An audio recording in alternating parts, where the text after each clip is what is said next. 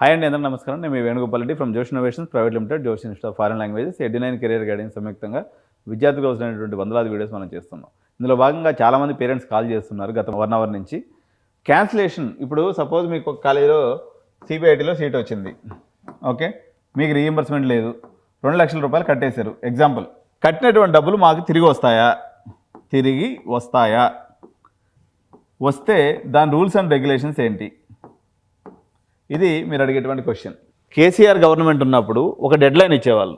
మా ఎక్స్సీఎం కేసీఆర్ సాబ్ ఉన్నప్పుడు, TRS government ఉన్నప్పుడు మాకు ఒక డెడ్లైన్ ఇచ్చేది. జనరల్గా ఇది సెకండ్ ఫేజ్ అయిపోయిన తర్వాత అయితే 50% అని, థర్డ్ ఫేజ్ అయిపోయిన తర్వాత అయితే 75% అని, థర్డ్ ఫేజ్ అయిపోయిన తర్వాత ఒక పర్టికులర్ డేట్ తర్వాత అయితే ఏమీ రిఫండ్ రాదని చెప్పేసి ఒక గైడ్లైన్స్ లాగా ఉండేది.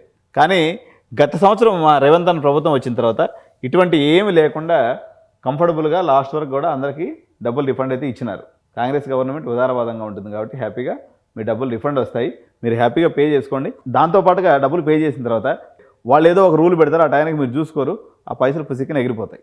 ఛానల్ సబ్స్క్రైబ్ చేసుకున్నట్లయితే అర్ధరాత్రిపూట ఏ జీవో వచ్చినా మీకు నేను వీడియో రూపంలోనో, లైవ్ రూపంలోనో, షార్ట్స్ రూపంలోనో సమాచారాన్ని మీ దగ్గర చేరవేయటంలో ఎడ్యు9 అన్ని బ్రాడ్కాస్టింగ్ ఛానల్స్ కన్నా ఫస్ట్ ఛానల్.